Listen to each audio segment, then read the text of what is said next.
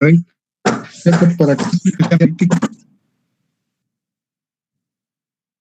Y el método pues no es más que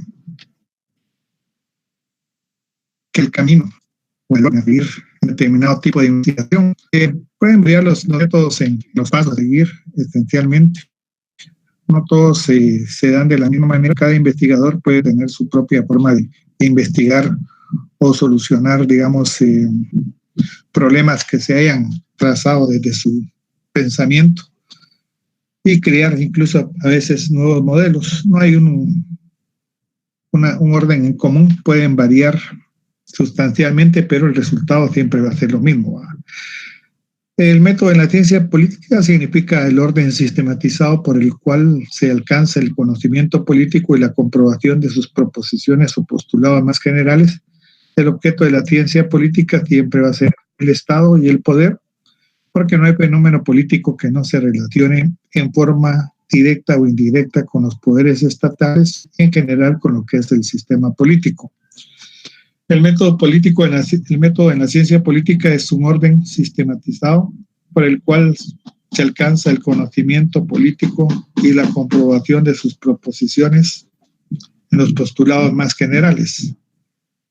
En la ciencia política, el método es el camino hacia el conocimiento político para desenredar esa realidad compleja y transitoria de la vida política, indispensable en el uso de varios métodos, varios caminos que nos ayuden a precisar el objeto de conocimiento que son los fenómenos políticos y la relación que guarda especialmente con el gobierno. O sea que hay en Guatemala muy poca investigación con referente a la ciencia política.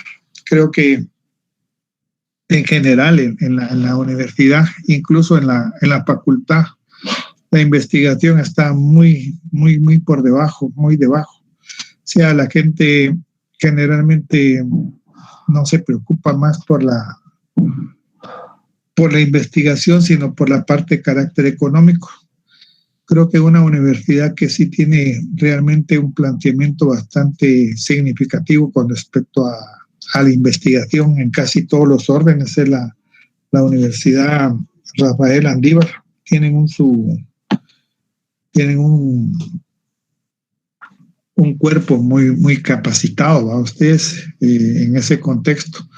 La universidad posiblemente por cuestiones de carácter económico, etcétera, o dejadez o burocracia no ha logrado realmente esto. Solo hay un departamento de investigaciones en el S12, pero no trata problemas propiamente de la ciencia política, sino acontecimientos de carácter más que todo histórico. Pero los pasos siguen siendo los mismos casi en todas las ciencias sociales. Varía dependiendo del tipo de investigador, porque al igual que ustedes, nadie piensa igual o la manera de enfocar a veces los problemas son totalmente diferentes, porque al menos en las cuestiones políticas pues hay muchas variantes que se pueden suscitar en un momento determinado. Algunos de los métodos especialmente que se pueden utilizar sería, entre los diversos, es el método de observación, que estudia los fenómenos desde su integración, precisa las causas que modifican la vida política y se auxilia especialmente de lo que es la estadística, que es un medio muy utilizado para determinar la opinión o la influencia de las acciones públicas y de la ciudadanía.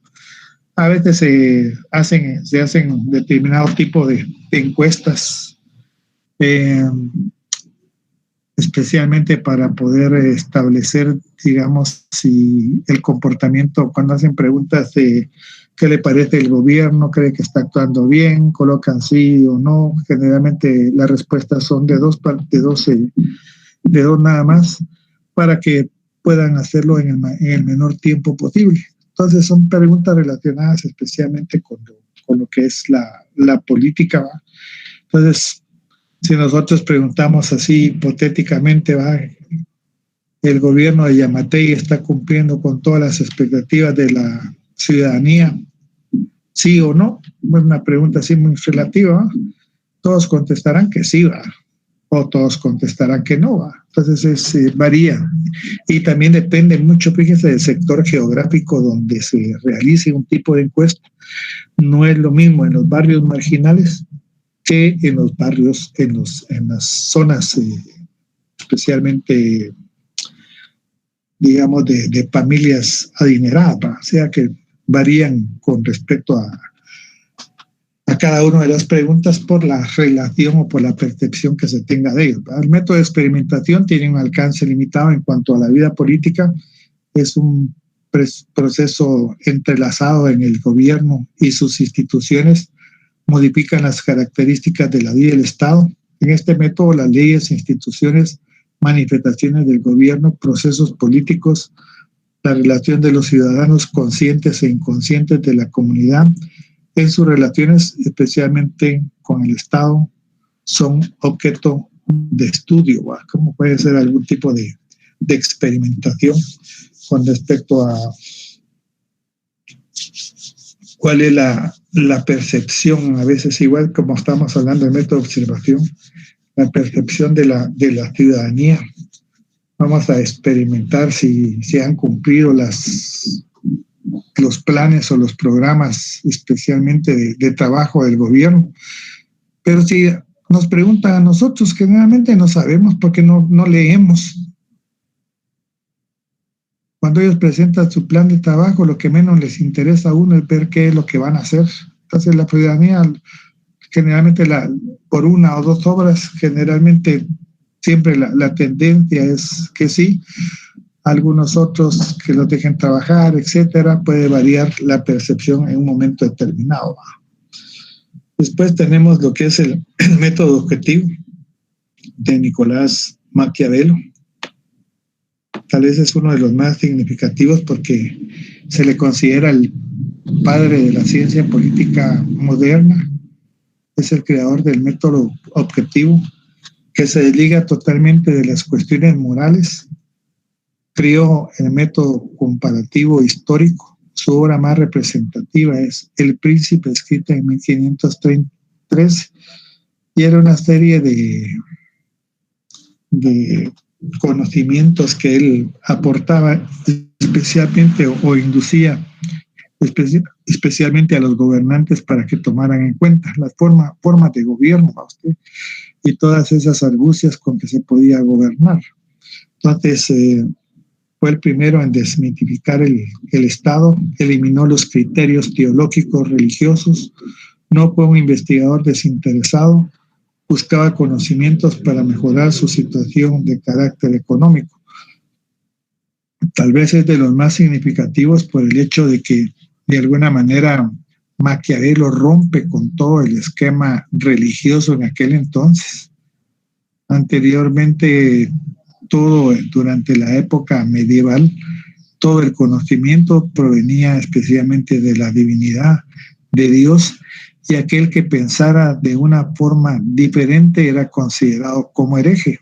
A veces confundimos la palabra hereje como que fuera brujo, pero no, es realmente no estar de acuerdo con las disposiciones emanadas eminentemente de lo que era la divinidad.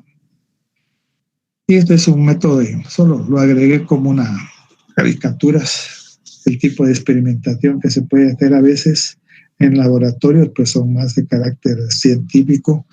Algunos otros han utilizado, digamos, los famosos telescopios para poder descubrir, digamos, nuevas galaxias o para poder estudiar los fenómenos de carácter atmosférico que se han dado a través del tiempo.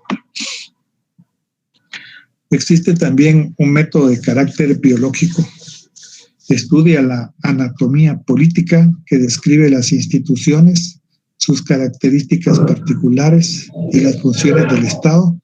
También establece similitudes y diferencias con otros estados y otras leyes.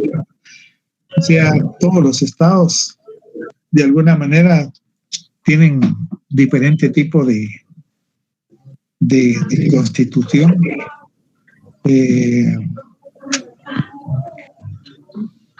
Las instituciones propiamente del Estado las analiza parte por parte de lo que son sus funciones, obligaciones, y digamos, de qué manera pueden compararse o pueden captar de algunas constituciones de otros estados algunas leyes que sean de beneficio especialmente para determinado país. Nosotros tuvimos a través del tiempo, ¿va ustedes? Un famoso código de Livingston que se aplicó especialmente históricamente en Guatemala. O sea, se creó el código de Livingston y de alguna manera en Guatemala trajo serias consecuencias, especialmente para el sector del área rural, que era el encargado especialmente de crear el código. Este código de Livingston estaba dirigido especialmente para todas aquellas personas que habían cometido crímenes graves, pues, y eran unas celdas muy pequeñas, muy húmedas. Creo que todavía algún tipo de celdas son como están en el colegio ahí, en el convento de Santo Domingo. Todavía más o menos hay unas celdas por ahí que de alguna manera eran una comparación de cómo se iban a establecer esto. Se trajo muchas consecuencias por el hecho que incluso los jueces podían ser escogidos al azar, y esto conllevaba a que personas que no supiesen leer ni escribir pudieran tener acceso a ser jueces, ¿verdad? Se trató de implementar, se creó algún tipo de infraestructura, pero su aplicación no se dio propiamente por la oposición que la población en general manifestó. Después tenemos el método psicológico, estudia los procesos anímicos de los fenómenos sociales. El ser humano está dotado de sentimientos, emociones, pasiones que se ven reflejadas en los hechos sociales. La vida política, como ya he mencionado, está dotada de acciones y reacciones humanas que son evidenciadas en las instituciones, leyes, partidos, etcétera, conducta. ¿verdad? Y les decía, dentro de este método lo que tiene que prevalecer es cómo en algún acontecimiento o fenómeno político la gente puede actuar de una manera positiva o negativa. Hubo un fenómeno de carácter social en el siglo pasado, tal vez algunos no sé si creo que no habían nacido. En el estadio Mateo Flores se jugaba un partido eliminatorio entre Guatemala y Costa Rica. Y como siempre tenemos la costumbre de llegar tarde, ¿va? Ustedes ya cuando va a empezar creemos que solo van a abrir las puertas y uno entra. En aquel tiempo, ¿va? Ahorita no sé cómo es la cosa. Y cuando empezaron a salir los equipos de la puerta de una de las puertas del estadio por la antorcha, la gente empezó a remolinarse y empezó a empujar, rompieron las puertas. Y como habían gradas, ¿verdad? Ustedes fueron cayendo encima unos de otros. Al final fue una situación que conllevó, creo que 82 muertos, 85 muertos, por no prevenir especialmente este tipo de cosas, ¿verdad? O sea, como la gente en un momento determinado puede actuar, ¿verdad? Ustedes. Es igual cuando están en una discoteca, ustedes, y se oyen la palabra incendio, pueden salir despavoridos, o como en una manifestación que se supone es pacífica, en un momento determinado la gente empieza a actuar irracionalmente, agrediendo, destruyendo, enfrentándose con las autoridades, etcétera, cuando sus demandas de alguna manera no son satisfechas, ¿no? O sea que en este tipo de situaciones esto es lo que comporta, ¿no? Y tenemos otro método que especialmente va basado en la cuestión para la aplicación especialmente de las leyes. La sociedad política aparece como nosotros, como tal, ¿verdad? Como un conjunto de derechos, obligaciones y funciones de la estructura política que de alguna manera las relaciones entre el gobernante y gobernado, derechos y obligaciones de cada uno, hasta dónde puede llegar, ¿verdad? No considera los aspectos fuera de la legalidad, ¿verdad? Que se generan entre los individuos, que tienen un gran significado en las relaciones humanas. El histórico, que es parte del Estado, que es un organismo que se ha desarrollado y evolucionado con la historia. Para explicar a las instituciones no hay mejor camino que señalar su creación los movimientos sociales violentos o pacíficos que los hicieron evolucionar y las motivaciones que impulsaron a los grupos humanos a luchar por estos sistemas. Acontecimientos muy significativos que de alguna manera nos han permitido buscar en el método histórico y hacer unos tipos de comparaciones, pues pudiéramos mencionar, digamos, la primera constitución que se estableció ya como Guatemala independiente a partir de 1824 y la actual que sigue vigente a partir de 1885. O sea, durante todo ese proceso de 1824 a 1885 han ido evolucionando. Obviamente han habido algunas innovaciones con respecto al mejoramiento esencialmente de la Constitución. Ahorita ya llevamos bastante tiempo, 1885, y creo que la Constitución sigue siendo vigente en la mayoría de sus artículos. Tal vez podrían modificarte unos 2 o 3, pero sigue siendo vigente. El problema es que su aplicación es muy compleja y difícil, y especialmente por el poder político y cómo de alguna manera pues nosotros seguimos siendo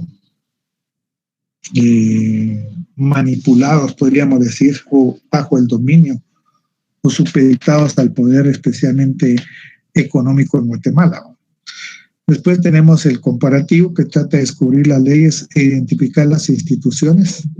Este método se auxilia al método histórico para emitir juicios de las instituciones del pasado y las modernas para determinar los elementos actuales del Estado y de la política. Podríamos tomar como un elemento del pasado lo que es la formación o la creación de la Escuela Politécnica durante el régimen liberal, creo que fue en 1872, hasta en la actualidad, ¿va?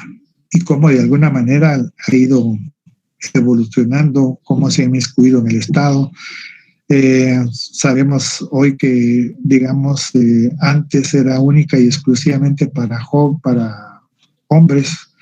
Hoy, digamos, ya se aceptan mujeres, especialmente en esta institución castrense. Y como de alguna manera, pues antes creo yo que únicamente se aceptaba el nivel de tercer año básico. Hoy obligatoriamente tiene que ser hasta tener una carrera de bachilleres o su equivalente, y como de alguna manera también no se ha tomado en cuenta, pero antes, especialmente por las épocas antiguas, de alguna manera la mayoría de personas tenía un corte eminentemente mestizo, ¿va? Rarísimo que se dejara entrar, por ejemplo, una persona maya a ustedes, porque como que había una situación de discriminación o había temor por parte del sector maya a ingresar a esta institución por el objeto de muchas veces de burla que se establecía, ¿no? Entonces, al hacer este tipo de comparación en las diferentes instituciones, como desde su inicio y cómo han ido evolucionando y cómo de alguna manera siguen vigentes, especialmente en el Estado, y su presencia en la política o en el poder político en Guatemala sigue siendo bastante significativo. Después tenemos el método filosófico, busca determinar valores que imperan el Estado y la realidad final del mismo. Va usted, la filosofía lo que busca encontrar especialmente es la verdad de los acontecimientos o de los fenómenos que se dan dentro del ámbito tiempo y espacio. Y estos métodos pues siguen siendo vigentes, pero como que han ido evolucionando de alguna manera. ¿Verdad que es el método que antes de la escuela primaria, hace muchísimos años, todavía se llevaba en este contexto, que es el método inductivo y deductivo? Cuando es el método de carácter deductivo, pues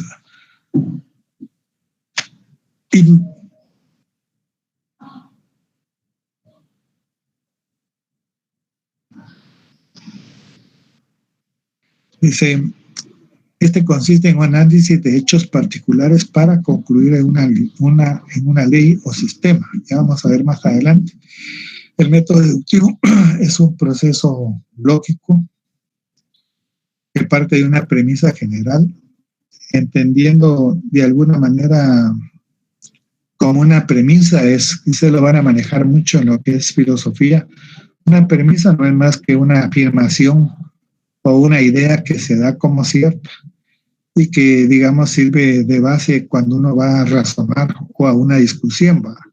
Entonces, una premisa podríamos mencionar, digamos, el acusado es inocente mientras no se demuestre lo contrario, ¿va? Y ahí se puede, hay una premisa mayor, una premisa menor y al final una conclusión, ¿verdad? También tenemos el método analógico, que es un proceso de comparación sistemática que va de lo particular a lo general, y también es lógico ya que busca establecer elementos comunes en el proceso de investigación. Y tal vez uno de los todavía que más se utiliza es el método dialéctico, porque de alguna manera vivimos en una sociedad dinámica, activa, no en una sociedad estática. Entonces el proceso, el fenómeno mantiene una dinámica, ¿no? Dado que cada problema tiene diferente forma de enfocarlo por parte de los diferentes sectores, tanto o contrarios de lo que hay, y que al final lo que va a establecer pues es una conclusión de algún elemento o de alguna o de algún fenómeno que se establece. Entonces, digamos, algunas cuestiones, les decía la vez pasada, el método inductivo pudiera ser en plena pandemia, el COVID-19, muchas empresas farmacéuticas están investigando una vacuna. Para ello, los científicos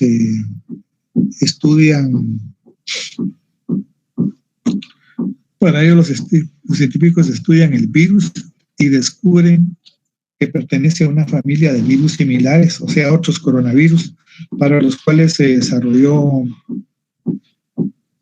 anteriormente una vacuna.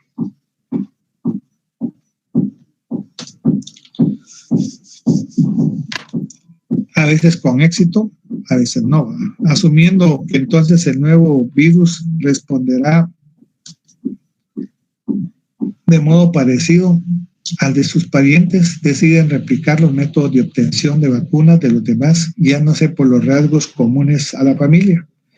Y finalmente desarrollan 2 o 3 posibles vacunas, algunas de las cuales tendrán éxito y otras no. Los que no tengan éxito permitirán afinar las próximas y hasta que algunas sí tengan éxito y puedan pasar a otras etapas de prueba científica de la vacuna, dando un paso importante para poner fin a la pandemia. Yo lo que veo aquí es que creo que este tipo de enfermedad no permite, digamos, a los científicos, porque para descubrir, digamos, la eficacia de una vacuna se necesita mucho tiempo a ustedes. Y a pesar de que han actuado con mucha celeridad, al final no sé si se va a gastar por gusto a ustedes. Yo estoy pensando individualmente, a ustedes no es, se va a gastar por gusto por el hecho de que al final la mutación que ha tenido el COVID-19, por ejemplo, en Inglaterra se menciona que de alguna manera la nueva cepa que se origina, las vacunas actuales no le hacen efecto. Y entonces habría que hacer otro tipo de investigación y no sé cuánto tiempo se podrá llevar. Fue tan rápido, digamos, o con mucha celeridad que se buscó tratar de darle una solución al COVID, que incluso nos dejaron afuera a nosotros de los de la tercera edad, ¿a ustedes? Por el hecho de que no se sabe la reacción de las personas de la vacuna con respecto a las personas de 55 años en adelante. Y el gobierno de Guatemala, digamos, ayer creo que hablaba el presidente y decía, empieza a dar una lista, ahí que por lo menos cómo se va a ir distribuyendo o vacunando a la gente. sin tomar en cuenta que se está dando una vacunación general para ustedes, sin explicarle a la población de 55 para adelante si puede tener algún efecto negativo o no, porque al final las empresas no establecen esto, ¿va? Pero a ver cómo nos va para nosotros, ¿va? Pero y no, hay que echarle gas. Otro razonamiento pudiera ser las familias son afectadas al maltrato, las mujeres son afectadas al maltrato, las familias y mujeres tienen miedo, por lo tanto, las familias y mujeres le tienen miedo al maltrato. Yo creo que no solo las mujeres, va, ustedes, hasta los hombres tenemos miedo del maltrato que en un momento determinado se nos puede hacer. Recuérdense que hay mujeres también que son bastante agresivas y de alguna manera pues nos agreden inmisericordiamente con todas las de la ley, ¿va? Ustedes por X o Y razón. Lo ideal sería que no existiera este tipo de cosas, pero este es un planteamiento de carácter filosófico. Por ejemplo, en el método deductivo, cuando se investiga un accidente, si se involucra y llega instantes después de lo que ocurrió y toma notas, fotos y está atento a todos los detalles, entonces tiene un carácter inductivo, porque se involucra de lleno, está en la presencia.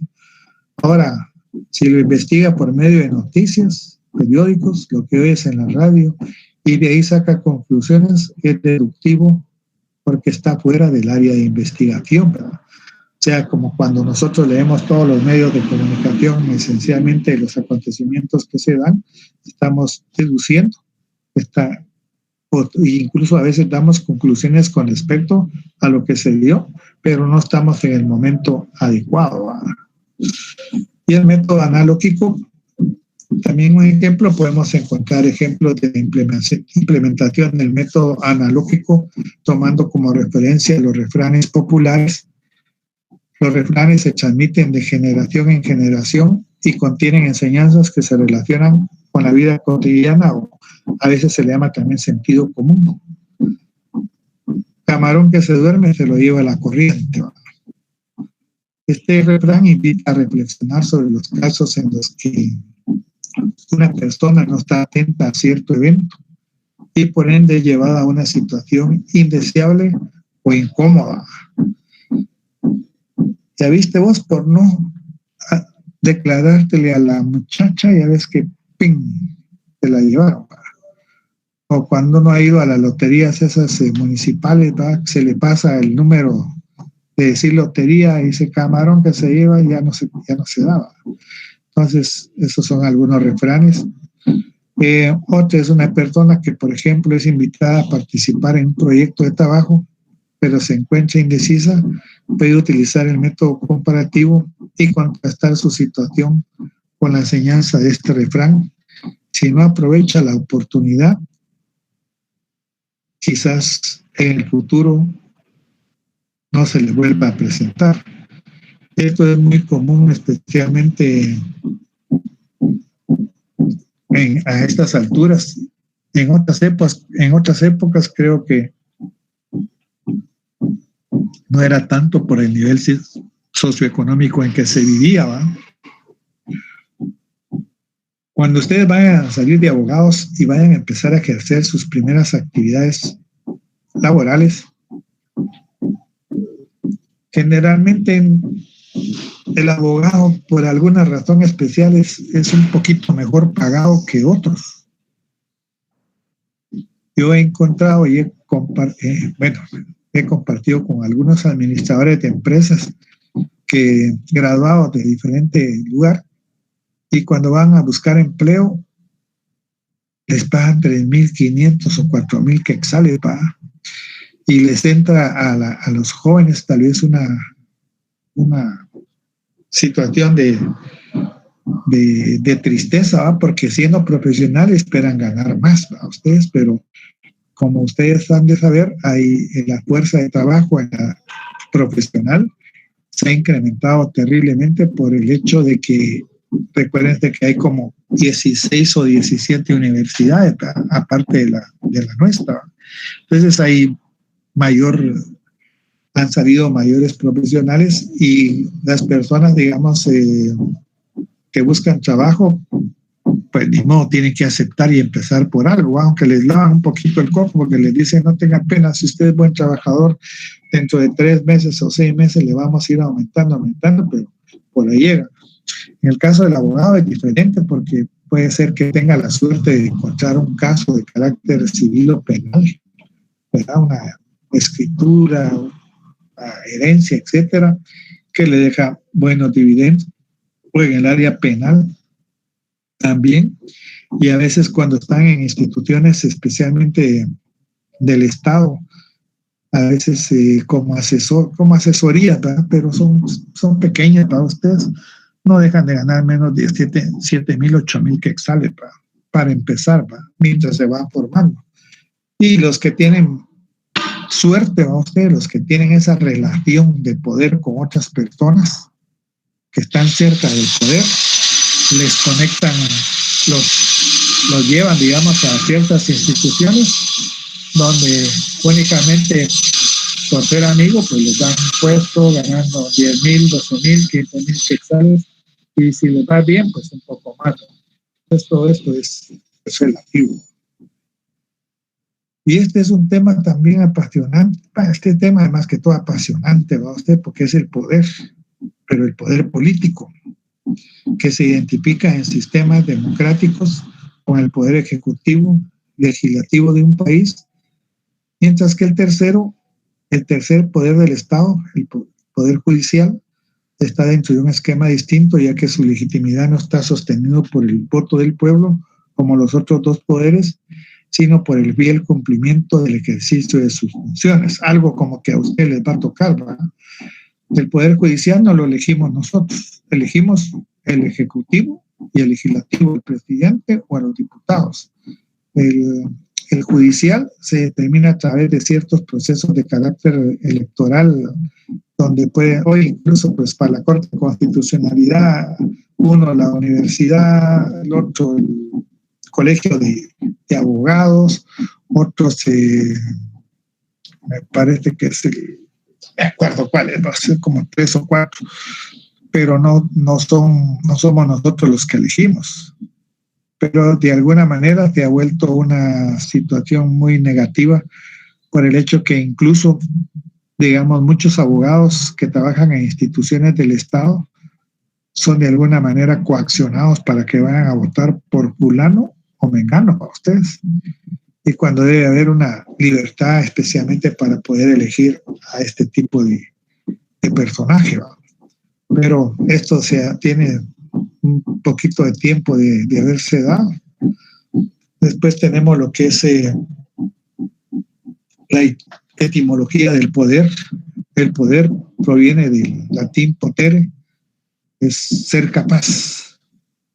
Otra definición podría ser déspota, originalmente el señor de la casa. O también tiene otra definición que significa marido, señor o amo. En todo caso, les hacía la redundancia a sus compañeros que de alguna manera en épocas pasadas el predominio del machismo sobre la mujer era bastante significativo. Desde luego no se puede hablar generalizado, sino que en muchos casos decía, lo normal era la rigidez con que actuaba el varón, y la mujer pues aceptaba ciertas situaciones aunque no le gustaran, porque así, culturalmente así se había establecido durante este proceso, ¿verdad? La mujer era considerada, ya les decía la vez pasada, como objeto, no como sujeto parte de ese proceso de familia, ¿verdad? La mujer para tener hijos y para coser, planchar y hacer la comida y atender a los niños, ¿para ustedes? Que aún así sigue siendo un trabajo bastante arduo a ustedes. Posiblemente uno solo se vaya a trabajar a la institución o a su trabajo, pero el trabajo de las mujeres desgastante a ustedes. Pero si tiene niños pequeños, hay que ella se encarga, esencialmente la mujer siempre ha sido en ese aspecto más significativa, levantar a los patojos, cómo cuesta que se levanten los condenados, no quieren estudiar y un montón de cosas, bañarlos, hacerle el desayuno al muchachón, irlos a dejar al colegio o ir a la escuela, irlos a traer, darle de almorzar, lavar la ropa, etcétera. Entonces es muy significativo este tipo de cosas. Permítame un momentito, toca mi puerta.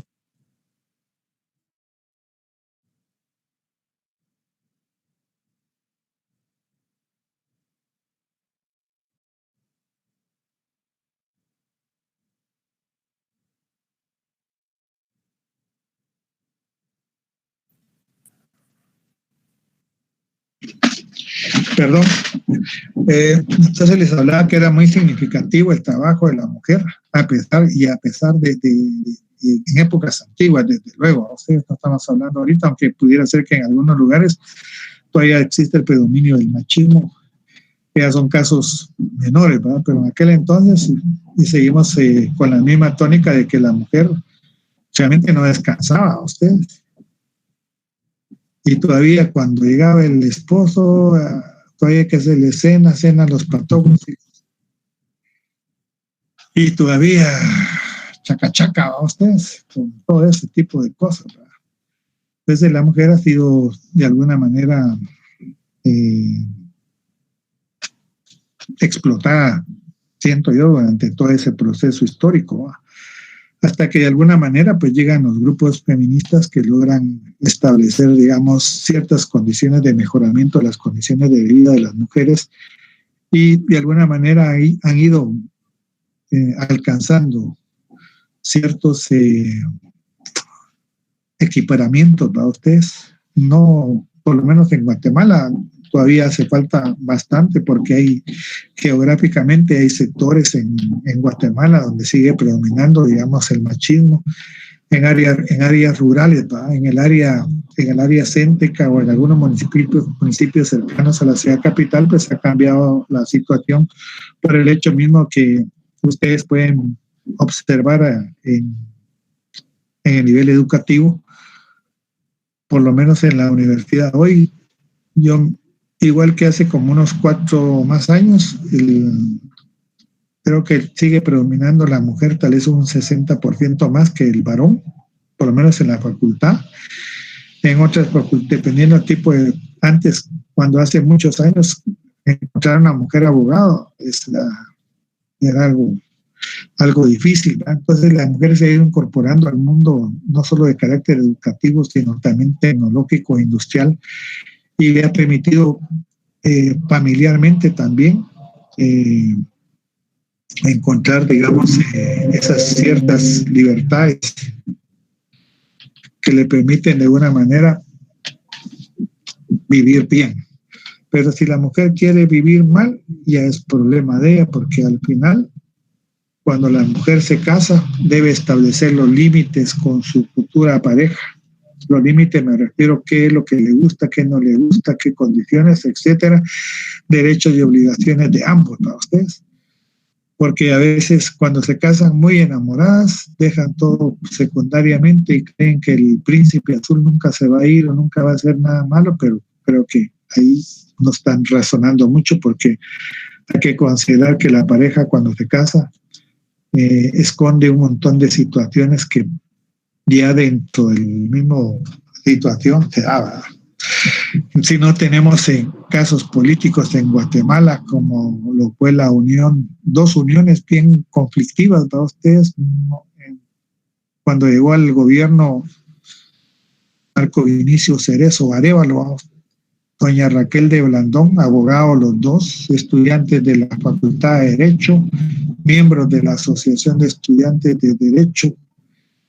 Dios, Vinicio Cerezo hizo pedazos a doña Raquel, mujeriego hasta morir, le encantaba el guaro a ustedes, y la señora daba una imagen dentro de la sociedad muy, muy negativa a ustedes. Ya se recuerdan ustedes el otro contexto de doña Sandra y don Alvarito, ¿va? También se suscitaron los problemas de intereses de carácter político, especialmente porque la señora quiere ser todavía presidente de Guatemala, se lo impedía la ley, y una de las condiciones para poder optar a esto era que tenía que estar divorciado, separado. Y el otro señor, pues, como era un pelele a la par de la señora, a ustedes, por eso le digo que él de alguna manera, si fue víctima, digamos, de la violencia de la señora, y pensó que más tarde regresaría, y no fue así. Entonces, como vemos, el poder dentro de este contexto puede ser de carácter familiar, puede ser el famoso bullying.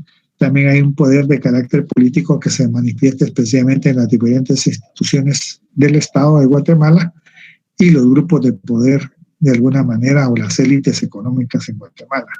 Los orígenes del poder, digamos, la fuerza, manera de tener poder sin control, y quien posee domina a los demás. La fuerza bruta, ¿va? Ustedes, y generalmente el Estado la utiliza a través de las instituciones como el Ministerio de Gobernación, la policía o el ejército. El mito, instrumento de dominación y sojuzgamiento de los pueblos, ¿va? Ustedes, la creencia de un poder sobrenatural la manifestaban a través de los súbditos, creándoles un tipo de pánico, de miedo, temor, y de alguna manera eso los convertía en peleles para ustedes de la gente, o de los religiosos, o de los brujos, etcétera, para mantener un control, especialmente el Estado. De ahí se rompe con el esquema antiguo y se da paso a lo que es el conocimiento científico y técnico, que de alguna manera va a permitir tener ese poder que actualmente se tiene a través de lo que es las redes sociales, ese poder de poder llevar en el menor tiempo posible determinado tipo de información, sea de carácter positivo o de carácter negativo. De ahí tenemos también el poder absoluto y soberano de los reyes durante la época medieval. Tiene un carácter, digamos, Dios es el creador del mundo, su representante en la tierra es el Papa, y el Papa en aquel entonces era el que otorgaba y cedía demográficamente determinados territorios a las naciones más poderosas en aquel tiempo. En aquel tiempo España, Portugal, Italia, Inglaterra, etcétera, se repartieron el mundo como que fuera pastel. En el caso de Guatemala, pues nos tocó los españoles a través de una bula, se llama. La bula es un documento de carácter pontificio elaborado por el Santo Papa, y en él se le ceden los territorios descubiertos a España. Otra gran mentira que se dio, porque al final no hubo ningún tipo de descubrimiento, ¿no? porque aquí habitaban nativos, ¿verdad? Que ya tenían establecido su performance o su hábito para ustedes. Entonces no hubo tal descubrimiento, lo que hubo fue un despojo por el poder, por el medio del poder, por la violencia aplicada en aquel entonces por los españoles a través de la tecnología que se aplicó en aquel entonces. Ellos traían la pólvora, mosquetes, cañones, caballos, espadas de acero, y de alguna manera pues una situación que se les hizo más fácil es que estos pueblos se encontraban totalmente divididos y fueron presa fácil. Entonces el Papa dio territorios que no le pertenecían nunca. Entonces el descubrimiento no fue más que el despojo de los españoles para los habitantes de estos territorios. En términos más sociológicos, o sea, el poder se debe el control de recursos para aplicarlos a propósitos de acción, y estos medios tienen relación con el número de organización, capacidad económica en el marco de una sociedad de carácter determinado. Por aquí vamos a encontrar, digamos, una imagen para que nosotros podamos percibir de alguna manera. Y decía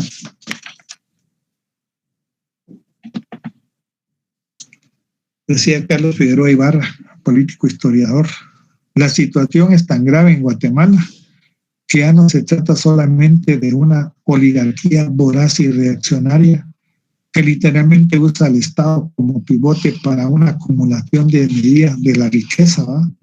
Ahora observamos a un grupo de interés integrado por oligarcas devenidos mafiosos o mafiosos que pretenden insertarse en el gran capital, el cual ha iniciado una guerra de posiciones para tener el suficiente poder y enriquecerse ilícitamente a ustedes.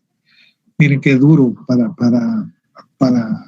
nuestro país estar sujetos o estar bajo el control absoluto de estos grupos oligarcas del país. Y les decía yo, pero entonces, ¿quién tiene el poder político en Guatemala? Y en esto no son solo es una institución, ¿verdad? Ahí pudieran haber personas de carácter individual que de alguna manera tienen los recursos económicos suficientes para mantenerse, ¿verdad?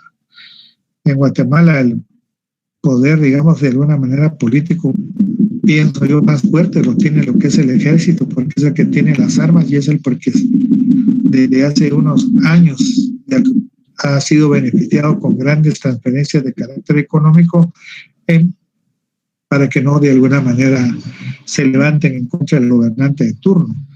Que hubiera sido muy fácil con Otto Pérez Molina, hubiera sido muy fácil con Jimmy Morales y posiblemente con ¿verdad? APES. Y es que es una institución que la gente cree que no piensa, pero no son tontos, no les interesa dar un golpe de Estado cuando su situación de carácter económica está bien para ustedes. Y nosotros como pueblo vivimos una apatía. Entonces no nos vamos a, si nos amenazan, no vamos a ser tan, como se llama, de irse en contra de ellos. Entonces ese poder es totalmente limitado a ustedes. Después tenemos, ayer les decía, ayer precisamente había otra actividad, que es la elección del colegio de abogados. Había 9 planillas. El existir 9 planillas significa esencialmente que hay una pluralidad de intereses para ustedes. Aquí no crean que solo es la Universidad Mariano Galpez y ya estuvo, no es así.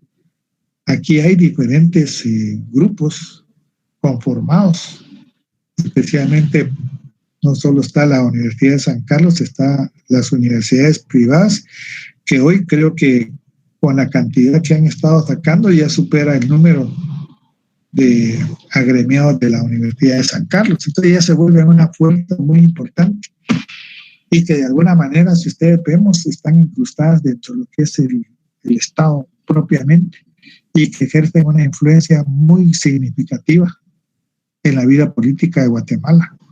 La Corte Suprema de Justicia, la Corte de Constitucionalidad, ¿verdad? Creo que no hay institución, por eso es que los abogados son muy requeridos, no hay institución donde no exista la presencia de abogados para ustedes. Es importante, por eso les decía que es muy significativo, tienen mayor oportunidad de poder tener trabajo los abogados que cualquier otro gremio, especialmente de profesionales, por lo menos en Guatemala, ¿no? Entonces, lo que vayan a hacer, y ya les decía también, incluso el día viernes, el otro lunes, les digo yo, quien ya tiene medio ganado los decanatos. El día viernes hay una elección en la facultad. Hay como 6 o 7 candidatos. Algunos tienen años de estar ahí, pero solo se agregan por vanidad, creo yo, porque no tienen ninguna posibilidad, ¿va? Pues tal vez 3 serán las 3, si muchos serán las opciones. Esperemos que la persona que sea electa, pues realmente tiene las expectativas de los estudiantes, ¿verdad? Porque primero los más importantes son ustedes, los demás es de carácter secundario. Así que muchas gracias por su atención, muchas bendiciones, pasen feliz fin de semana, pórtense bien, ya les va a llegar su vacuna tal vez el otro año, así que tranquilos. La presentación se las paso ahí a fin de semana para todos. Muchas gracias por todo. Y nos vemos la otra. Muchísimas gracias, licenciado. Listo, licenciado.